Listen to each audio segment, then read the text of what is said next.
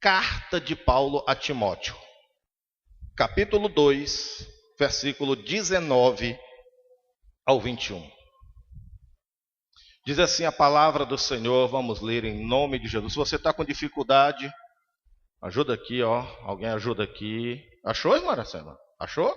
Fazendo a leitura, queridos. Todavia, o fundamento de Deus fica firme, tendo este selo: o Senhor conhece os que são seus, e qualquer que profere o nome de Cristo, aparte-se da iniquidade.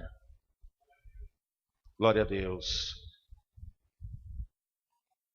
Ora, numa grande casa, não somente há vasos de ouro e de prata, mas também de pau e de barro, uns para honra, outros para desonra.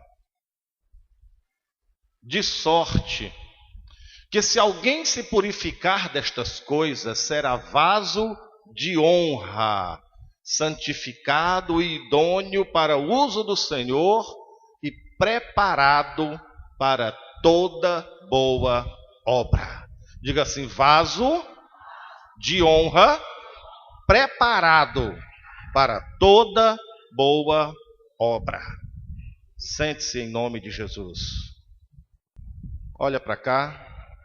Queridos, embora seja uma mensagem expositiva, mas eu sempre gosto de dar um tema mesmo assim à mensagem. O tema da mensagem nesse domingo é: que tipo de vaso nós somos? É uma pergunta. Que tipo de vaso nós somos? Voltando ao verso 20, nós temos aqui alguns tipos de vasos. Na leitura do verso 20, 2 Timóteo 2:20, diz que numa grande casa não há somente vasos de ouro e de prata, mas também vasos de pau, quer dizer, de madeira, de barro. E uns vasos são para honra e outros, porém, para desonra. Existem vários tipos de vasos, segundo a palavra de Deus. Por aí foi que eu formulei a pergunta como tema dessa mensagem: que tipo de vaso nós somos? Vaso para honra ou vaso para desonra? Se a palavra de Deus diz que numa grande casa, e essa casa aí está se referindo à igreja, à casa do Deus vivo, ao edifício espiritual, corpo de Cristo, igreja do Deus vivo. E nessa casa não há somente vasos de ouro e prata, mas também há vasos de madeira, de pau e de barro. Uns são para honra e outros, porém, para desonra. Que tipo de vaso nós somos? A Bíblia, olha para cá, é um livro que se discerne em 3 linguagens. Para você entender, olha para mim. 3 linguagens. Linguagem literal, linguagem figurada e linguagem simbólica. A linguagem literal é quando o que está escrito é claramente entendido, sem nenhuma figura nem símbolo. O que está escrito é aquilo que está escrito, sem precisar de nenhuma simbologia e nem figura de linguagem. Isso é literal. É quando água é água de verdade. É quando pedra é pedra de verdade. É a linguagem literal. Nós temos também na Bíblia a linguagem figurada. É quando uma figura é utilizada para ensinar uma lição. É uma ferramenta de comunicação do que não é literal. Vou dar aqui um exemplo. Jesus disse: eu sou a videira verdadeira. O meu pai é o agricultor. Mas nós sabemos que Jesus Cristo não é uma planta. Porque videira é a planta que produz uva. Mas Jesus não é uma videira como planta. Jesus então estava usando o quê? Uma figura. Como uma videira, e nós, como os ramos, as varas da videira, nós compreendemos que para nós termos vida, precisamos estar ligados ao tronco da videira, ou seja, precisamos estar ligados em Cristo. Pois o Senhor disse: sem mim nada podeis fazer. Então, quando ele fala de linguagem figurada, eu sou a videira, nós compreendemos de formas que ele está usando uma figura, mas nós compreendemos a si mesmo. Isso é linguagem figurada. E existe também na Bíblia a linguagem simbólica, que é quando símbolos representam coisas reais e verdadeiras.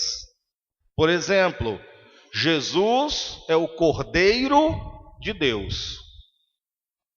O Cordeiro morto desde antes da fundação do mundo.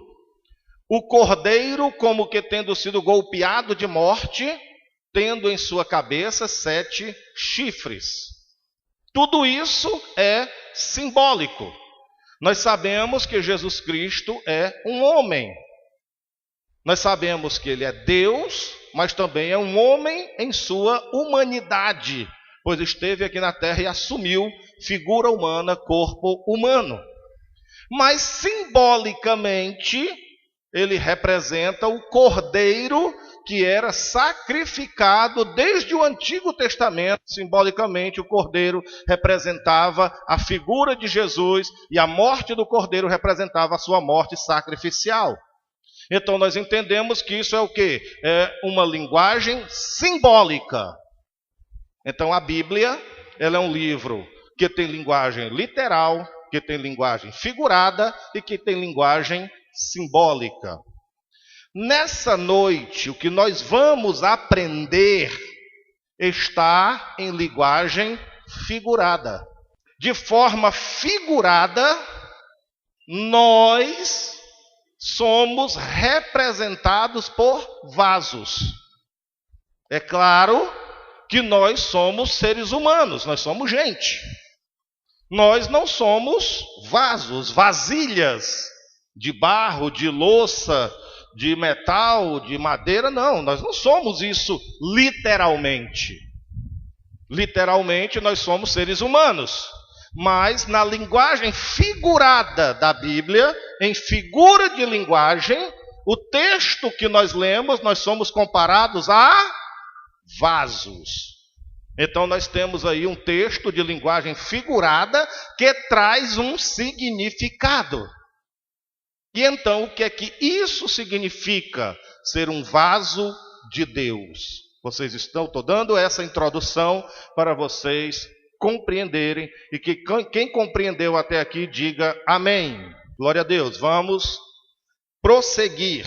Os versículos que nós lemos tratam simplesmente de figura de linguagem.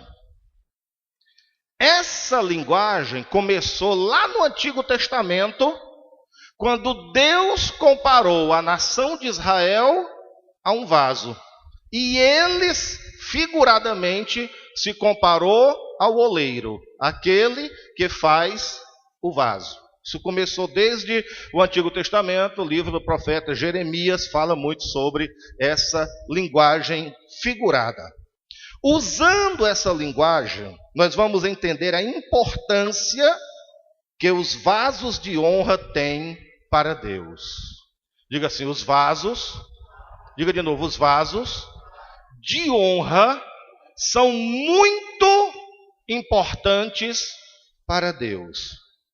Nessa mensagem, nós vamos entender isso, a importância dos vasos de honra. Primeiro, os tesouros de Deus estão guardados em vasos de barro. Isso está escrito em 2 aos Coríntios, capítulo 4, versículo 7. Glória a Deus. 2 de Paulo aos Coríntios, 4 e 7. Temos, porém, esse tesouro em vasos de barro, para que a excelência do poder seja de Deus e não de nós. Quando o Senhor aí nos chama de vasos de barro, Ele está trazendo uma referência ao material que Ele usou para nos construir. Quando lá no Éden, no começo de tudo, Deus fez Adão a partir do barro. Portanto, para Deus também somos vasos de barro. E é nesses vasilhames de barro que Deus guarda os seus tesouros. E Ele guarda os seus tesouros em vasos simples, para que os vasos não fiquem vaidosos e não queiram tomar a glória do oleiro.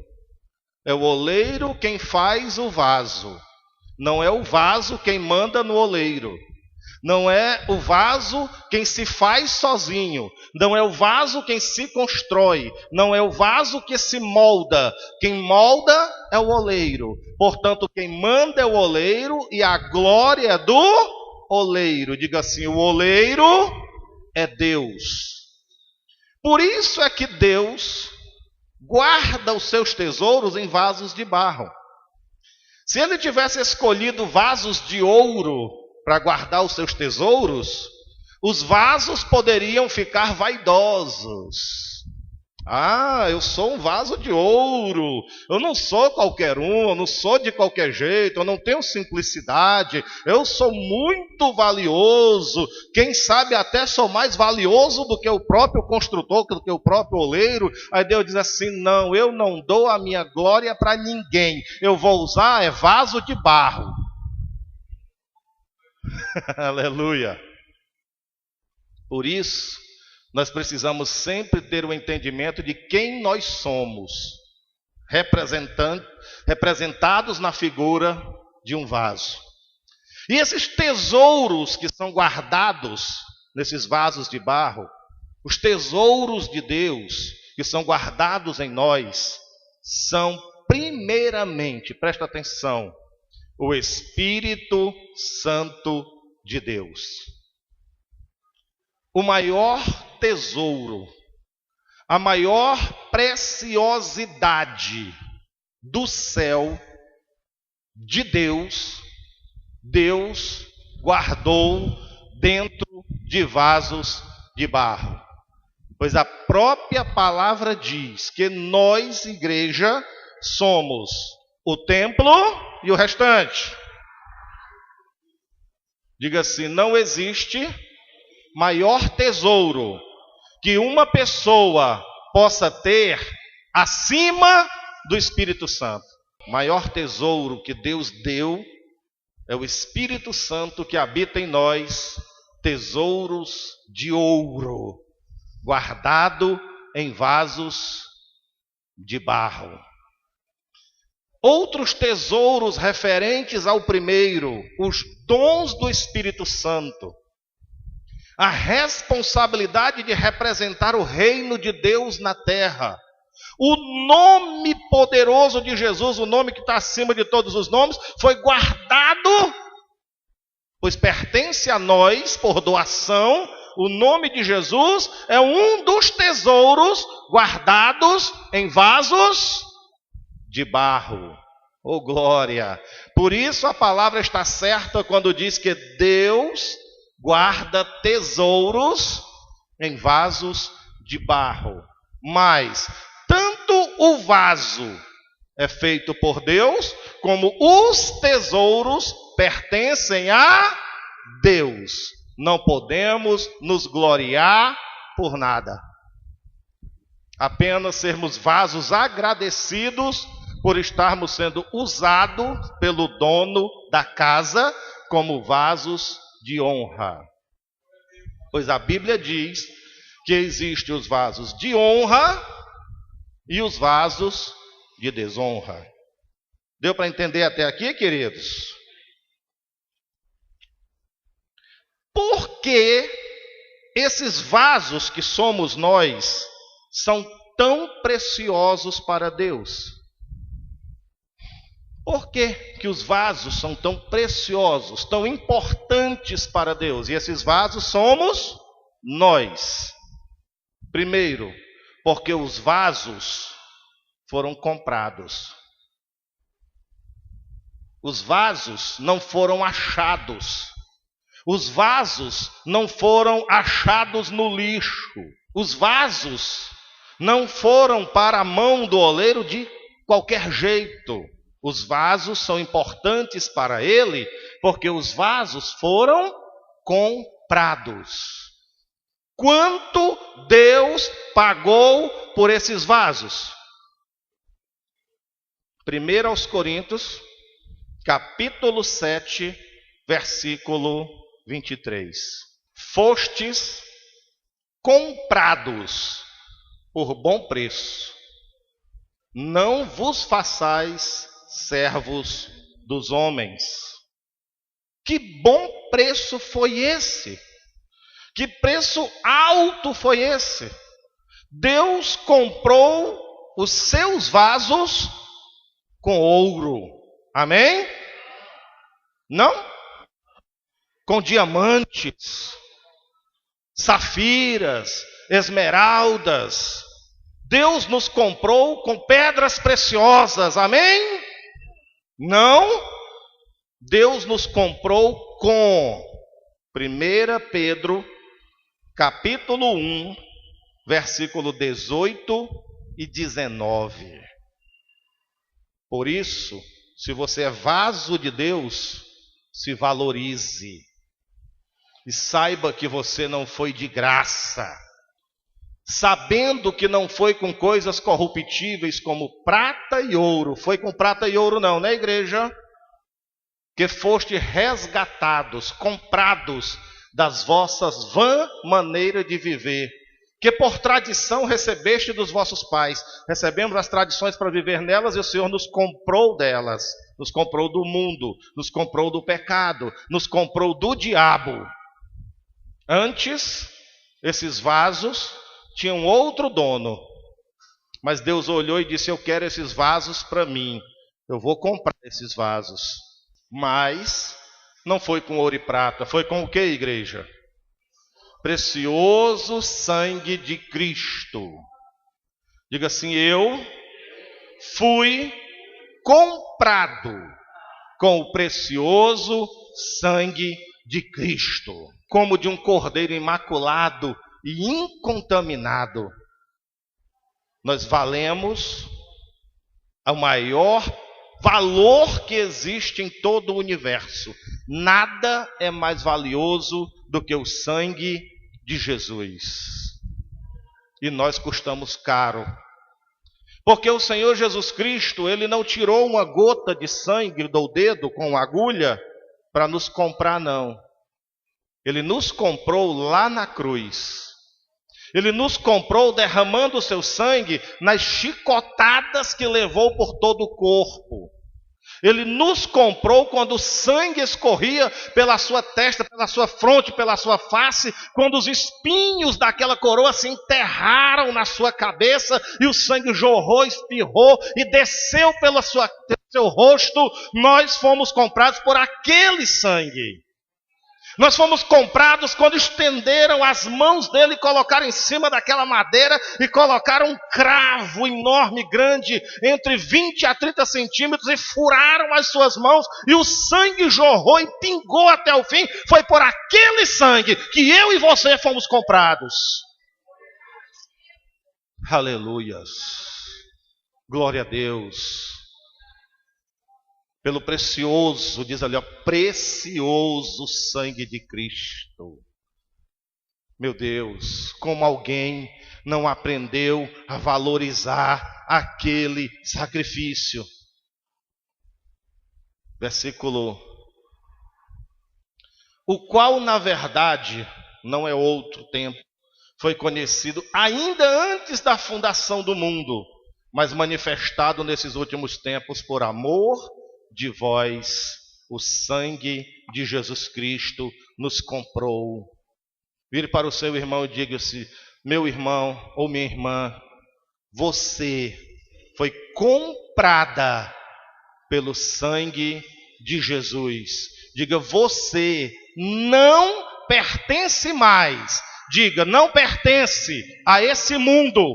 Diga: não pertence ao diabo. Diga: não pertence a você mesmo. Agora nós somos de Deus. Ele comprou, Ele é o dono. Aleluia! Comprados e pago à vista. Vira para o teu irmão e diga assim: valorize. Diga: valorize o que Deus fez por você. Aleluias. Nós não fomos achados não, meu irmão. Nós fomos comprados. Glória a Deus. Também lá em Apocalipse 5:9 diz, confirmando a nossa compra da parte de Deus através do sangue de Jesus.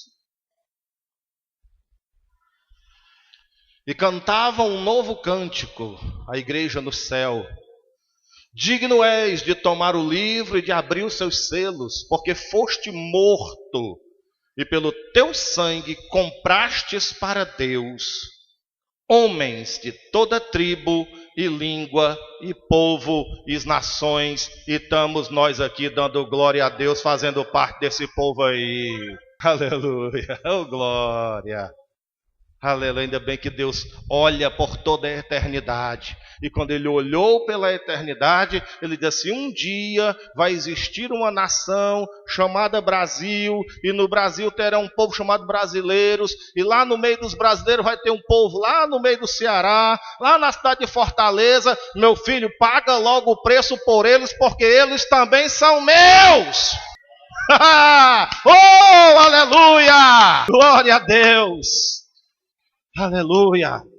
E nós estamos aqui nessa noite por causa do que Ele fez. Aprenda a dar valor a isso. Você sabe por que esses vasos? Primeiro nós entendemos que nós somos preciosos para Deus, porque nós fomos comprados, amém? Mas também nós somos preciosos para Deus, porque nós somos vasos selados com o Espírito Santo. Efésios capítulo 1, versículo 13. Aleluias. Glória a Deus. Em quem também vós estáis, depois que ouvistes a palavra da verdade, o evangelho da vossa salvação, e tendo nele também crido, fostes selados com o Espírito Santo da promessa. Deus não só nos comprou não, meu filho. Depois que Ele comprou os vasos, depois que Ele lavou os vasos e disse: esses vasos são vasos meus, Ele disse: agora eu vou colocar nesse vaso aqui o meu selo. É meu. Aleluia. E esse selo não é um escrito. Esse selo não é um cartão de membro. Esse selo não é um certificado de batismo. Esse selo, meu querido, é o sangue de Jesus nas nossas vidas e a presença do Espírito Santo.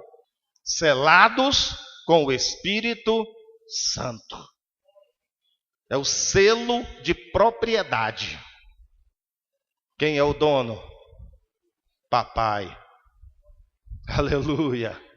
E Jesus disse assim: eu vou preparar lugar. Se eu vou preparar um lugar para colocar os meus vasos. Aleluia. Eu vou adornar a casa do meu pai com os meus vasos. Com os meus vasos de honra. Os meus vasos que eu comprei. Eu tenho o direito legal. Eu os comprei, são meus. Eu vou arranjar, vou colocar os meus vasos num lugar de honra, porque a prova de que eles são meus, está ali o Espírito Santo neles, está ali a assinatura do meu Pai, são dele e pronto. Os que são vasos de honra de Deus, não podem mais ser reivindicados, porque você tem o selo. O diabo fica dizendo história. Você ainda é meu, mentiroso. A prova de que eu não sou mais seu está aqui dentro. O Espírito Santo testifica com o meu espírito que eu sou filho de Deus. Eu sinto a presença de Deus. Eu tenho o Espírito Santo na minha vida. Eu tenho a marca de Jesus em mim. Eu tenho o sangue de Jesus na minha vida. Satanás, tu é mentiroso. Eu te pertenci um dia. Agora eu pertenço a Deus. Aleluia! Oh glória! Glorifica a igreja! Glorifica o Rei dos Reis, glorifica o Senhor dos Senhores. Aleluias, aleluias. Vasos comprados. Oh meu Deus, isso é lindo demais. Selados, selo de garantia. Isso é lindo. Também em Efésios 4:30, fala e nos dá uma advertência. Porque o selo que nós pertencemos a Deus, a garantia, é o nosso cartão de membro da igreja. Amém? Não? O selo de garantia que nós pertencemos a Deus é porque somos obreiros de uma igreja. Amém? Não? Qual é o selo de garantia que nós pertencemos a Deus? O Espírito Santo. Não entristeçais então o Espírito Santo de Deus, no qual, olha aí, selados, selados para o dia da redenção. Esse selo é a garantia de que nós vamos subir com Cristo. Esse selo é a garantia de que nosso nome está escrito no livro da vida.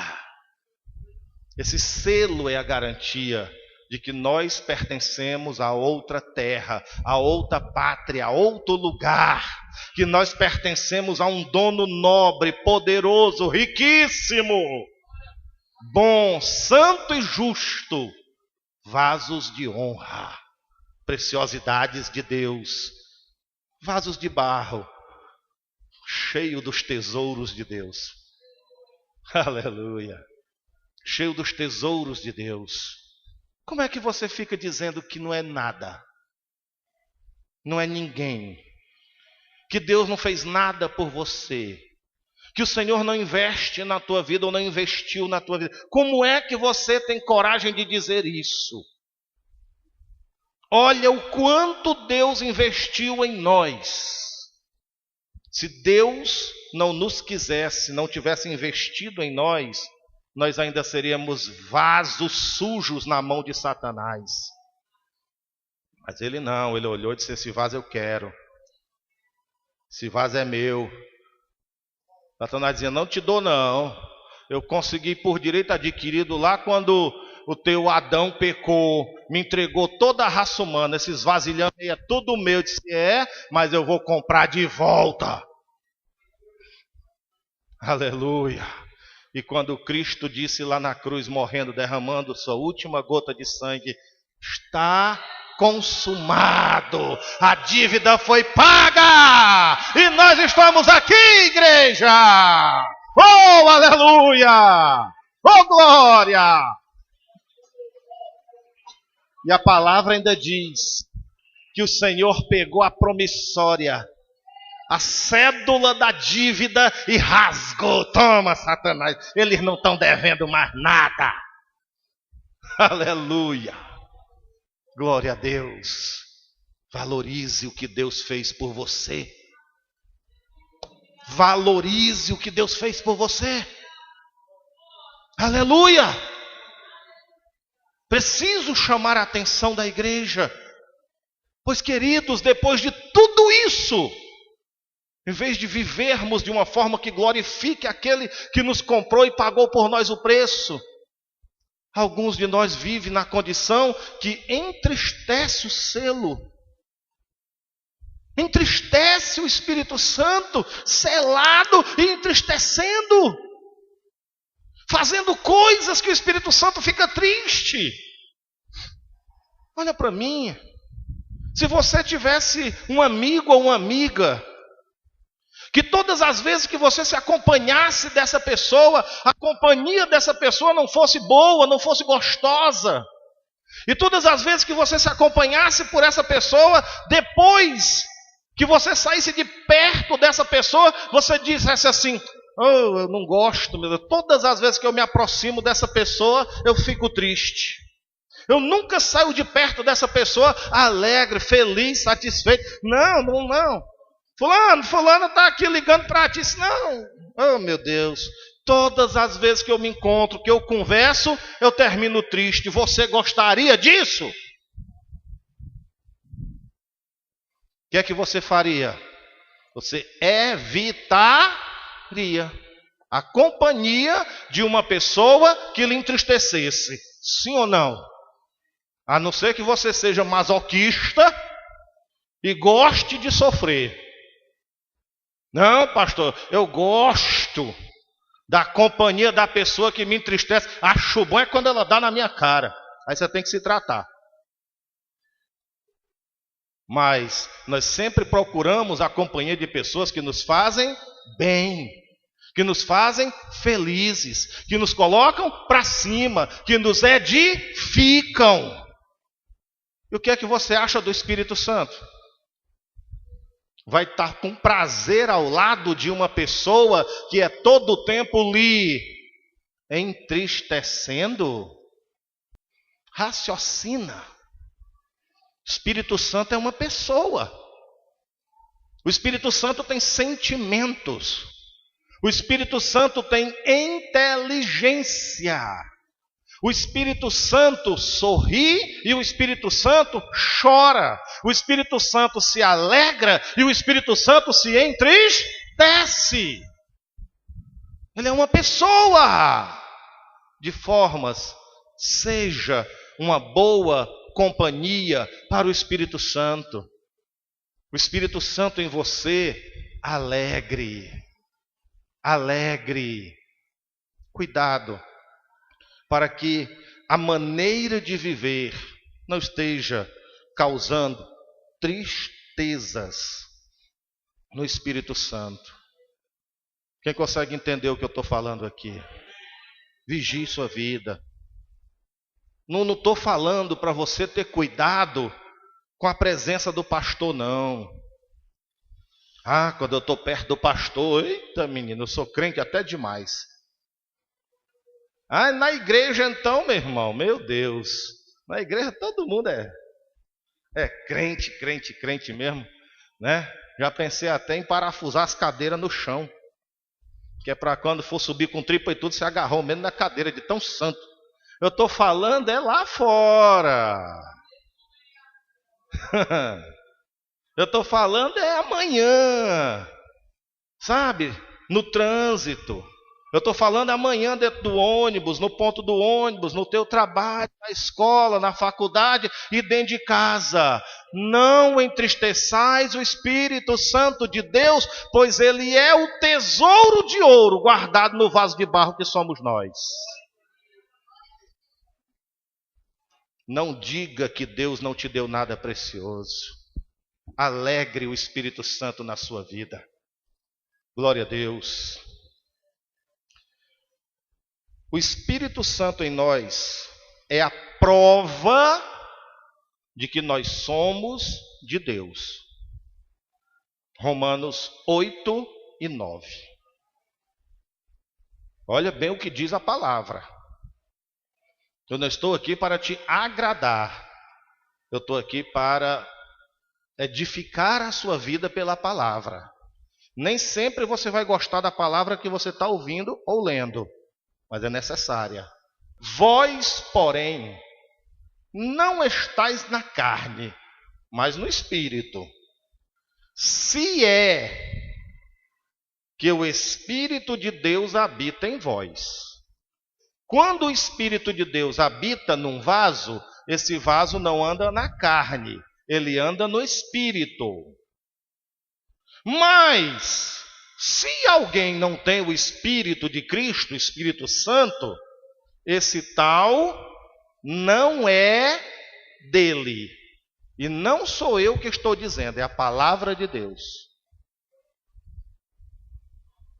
Deu para entender? A palavra aí não está dizendo que quem é membro de uma igreja ou do Ministério Palavra Viva é de Deus, não. A palavra não está dizendo que os obreiros são de Deus, não. Não está dizendo que o Ministério de Louvor é de Deus, não. Está dizendo que aqueles que têm o Espírito Santo, o selo de Deus, o tesouro de Deus, é que são de Deus.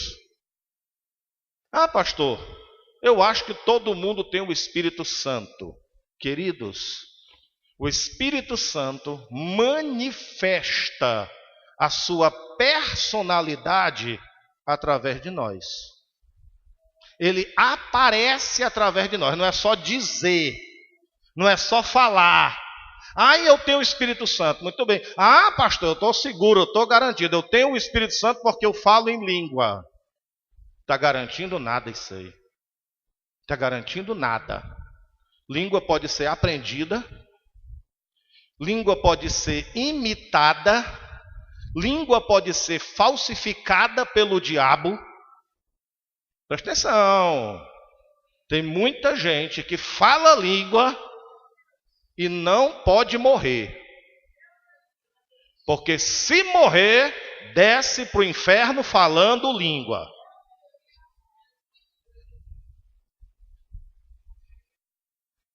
Vocês entenderam o que eu falei?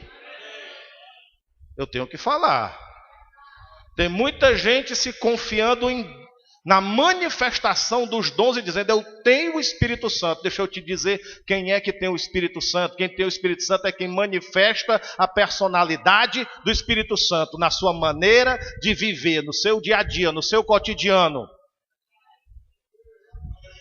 Se o Espírito Santo aparece através de você, então você tem o selo de Deus. Mas quem não tem ainda esse tal, não é dele não. Então não se engane. Não engane a você mesmo, porque o único que perde, o único que é prejudicado somos nós. Examine-se, como diz a palavra na ceia, a si mesmo. E veja se o fruto do Espírito tem aparecido na nossa vida, na sua vida. Essa é a prova.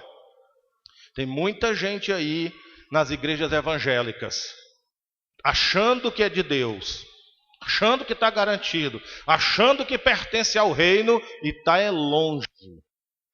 Até porque as igrejas hoje são as igrejas do fulano. As igrejas estão crescendo por nomes famosos, um bocado aí. Crescendo, esticando, a pessoa diz com prazer, fulano, onde é que tu se congrega? Ah, eu me congrego lá na igreja do Safadão. Ixi, é da igreja do Safadão. Oh, glória, igrejona grande. Pois, meu querido, eu quero saber se o nome está no livro da vida. Porque qualquer um que não tiver com o nome escrito no livro da vida, o seu lugar não é no céu. E para ter o nome lá, tem que ter o Espírito Santo aqui. É o selo, a garantia, a assinatura de Deus. E agora, igreja, o que é que a gente faz? Estou terminando. A existência da igreja na terra prova, a existência da igreja na terra depende dos vasos cheios do Espírito Santo. Se Jesus Cristo, olhe bem a importância, não tivesse deixado nenhum apóstolo cheio do Espírito Santo, o Evangelho não teria chegado aqui em nós. Hoje nós estamos aqui na presença de Deus, daqui a pouco celebrando a ceia do Senhor, porque o Senhor Jesus Cristo proveu homens cheios do Espírito. E através desses homens cheios do Espírito é que a igreja passou a existir e a crescer. É tanto que o primeiro ato do Senhor Jesus Cristo, depois que ele subiu ao céu, foi derramar o Espírito Santo. Então a existência da igreja, o futuro da igreja, o crescimento da igreja depende dos vasos cheios do Espírito Santo. Deixa eu te dizer uma coisa. A estratégia, olha para mim, de Satanás é fazer com que a igreja seja vazia. É fazer com que a igreja seja fria. É fazer com que a igreja seja descompromissada. É fazer com que os crentes não sejam cheios do Espírito. Porque se não forem cheios do Espírito, a igreja não cresce para o reino. Ela incha aqui para a terra. Nem aquilo que a gente vê como crescimento, não é crescimento, é inchaço. Se você tem dinheiro, condições de trazer na sua igreja um cantor famoso e ficar fazendo isso todo mês, toda semana ou de 15 em 15 dias, traz a Aline Barros, traz a fulana, traz a Damares, traz não sei quem e vai, meu querido, nessa estratégia, dentro de 3 meses aqui não caberia mais ninguém. E depois ia dizer assim, a minha igreja está crescendo. Está crescendo? A igreja do Deus vivo cresce através de vasos cheios do Espírito Santo, que tem um nome gravado lá no livro da vida. Não é inchaço. Não é um lugar cheio de pessoas sem compromisso e sem vida. Porque a prova de que nós pertencemos a Deus é o Espírito Santo. E quem tem o Espírito Santo tem vida nova. Vocês estão entendendo, irmãos? Então aprenda. Glória a Deus. A existência da igreja na terra depende dos vasos cheios do Espírito. Atos 4, 31. Olha o que a palavra diz. E tendo eles orado, moveu-se o lugar em que estavam reunidos e foram... Lê aí, igreja, vai. Todos foram cheios do Espírito Santo. E a consequência disso, que era que eles faziam? Aí a igreja cresceu. De verdade. Cresceu na doutrina dos apóstolos. Cresceu na comunhão, no partir do pão, no amor. Crescimento. E se esses homens aí lá no começo não tivessem cheios do Espírito Santo, que teria sido de nós?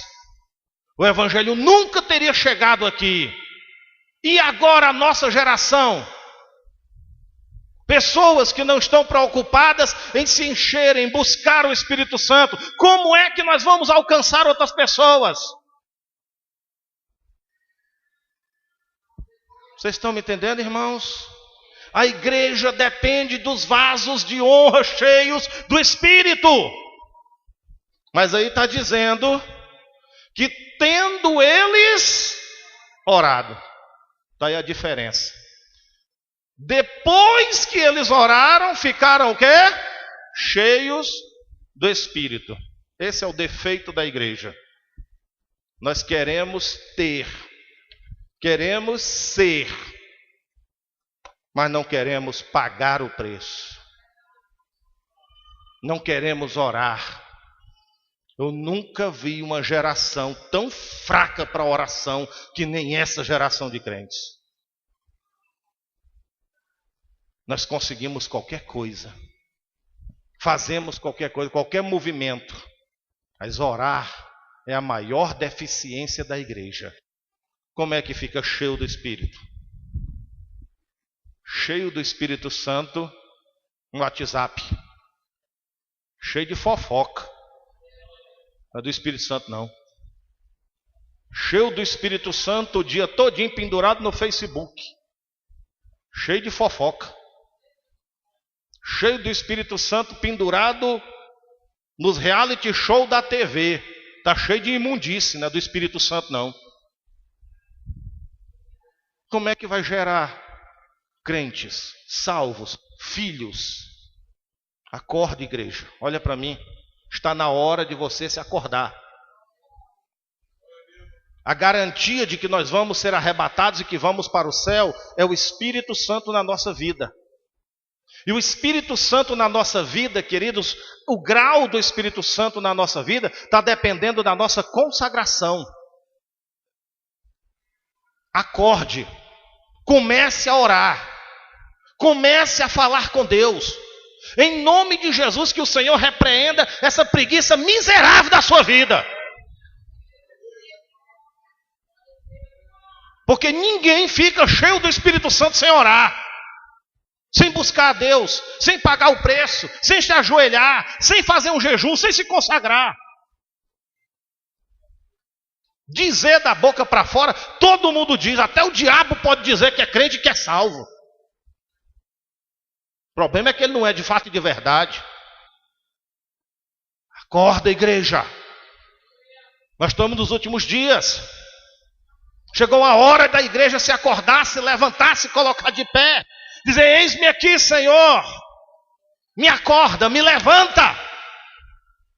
Sair da sua zona de conforto, da sua vidinha frieza, fraqueza, crente capote. Estou fraco o ano todinho, a vida toda.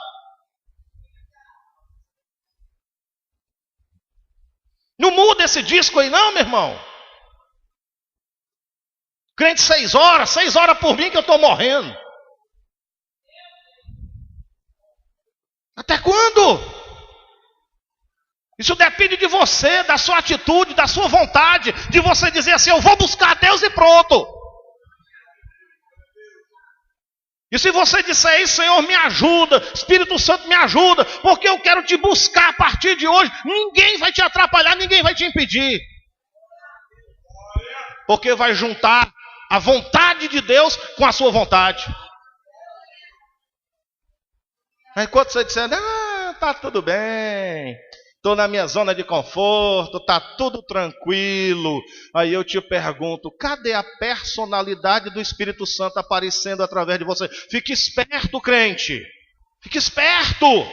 Porque senão, filho, Jesus volta, você perde a viagem. Quem entendeu? Vamos despertar?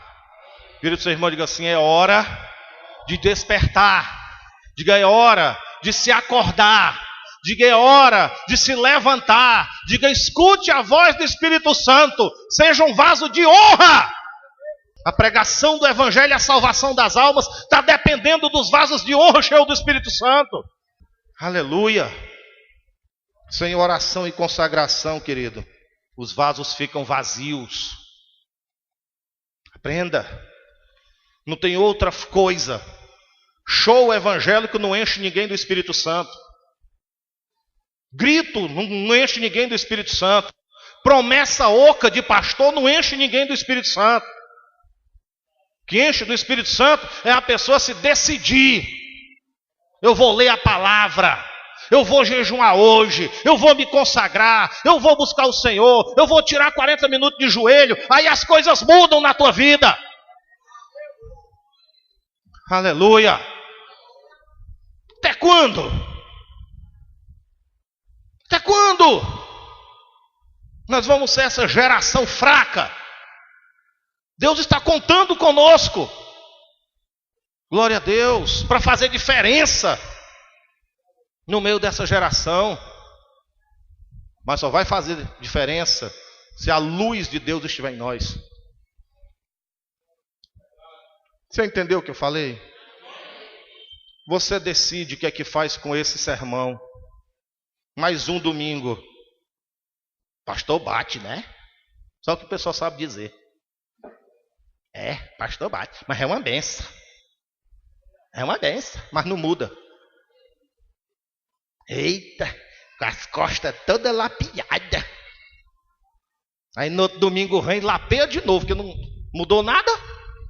Se convertesse, levasse uma lapada dessa e se convertesse, no outro domingo chegava assim, ai, eu estou todo isso não, ô glória, eu estou alegre na presença de Deus, fala mais, Jesus. Irmãos, está na hora, Jesus está chegando, presta atenção, crente. Presta atenção. Eu vou contar para vocês dentro de um minuto uma revelação que um pastor lá da Bahia teve. Deus o deu uma revelação de que ele estava no dia do arrebatamento. E de repente a igreja foi arrebatada. E ele subiu. Quando ele estava subindo, Deus fez ele lembrar de que os filhos dele, ele é um pastor baiano, os filhos dele não haviam subido. Isso foi uma revelação. Os filhos dele tinham ficado. Ele teve 2 vezes essa revelação. E ele disse, enquanto subia, ele disse: Senhor, meus filhos ficaram pela 2ª vez. E o Senhor disse: os teus filhos representam a maior parte dessa geração de jovens hoje dentro das igrejas evangélicas. A maioria vai ficar. Deus disse isso para o pastor. A maioria vai ficar. E fique sabendo que os que ficarem vão adorar o anticristo. Porque não tem força agora sequer para servir a Deus, vão resistir com a espada no pescoço. Silêncio bonito. Eu acho que não foi só para os jovens, não. Deu para entender, filhos? Amém? Jesus está falando com a gente. O Senhor Jesus está falando com a gente. Abre o olho, te acorda, crente. Está brincando com a tua vida. Tu está brincando. O que pode impedir do vaso ficar cheio do Espírito Santo? 2 coisas. 2 coisas impedem do vaso ficar cheio do Espírito Santo. Apocalipse 2:4. Vaso trincado. Chega no domingo, Deus derrama poder. Quando na terça-feira está mais vazio do que, mais seco do que a língua de papagaio. Por que, pastor, que o óleo não fica retido? Tem buraco, está rachado, está trincado, vaso esburacado. Você sabe do que eu estou falando. A boca que louva a Deus no domingo de noite é a mesma que fala palavrão na segunda de manhã. Você está entendendo, irmão? Os olhos que leem a palavra de Deus aqui nesse data show, nessa parede no domingo de noite, é os mesmos que passam a semana vendo porcaria. Como é que não fica vazio? Está cheio de trincadura, de rachadura. Não fica.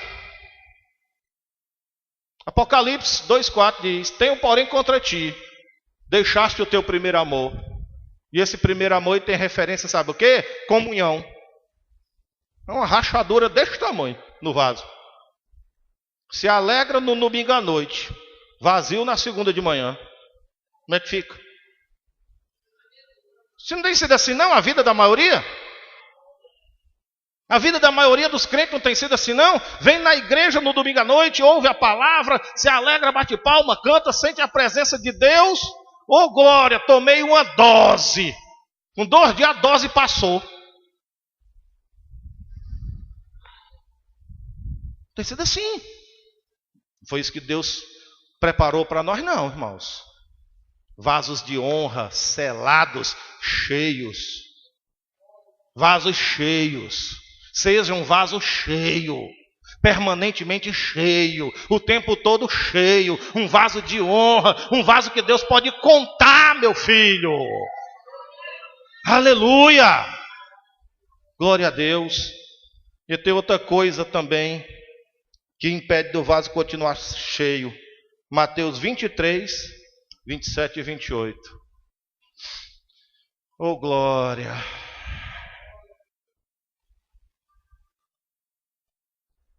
Ai de vós, escribas e fariseus, hipócritas, porque sois semelhantes aos sepulcros caiados, bonito por fora e feio por dentro, que por fora se mostram belos, mas interiormente estão cheios de ossos de mortos e toda imundície. 28. Assim também vós, exteriormente, pareceis justos aos homens, mas por dentro estáis cheios de hipocrisia e iniquidade. Você sabe o que é que faz com que o vaso fique vazio? Hipocrisia, falsidade.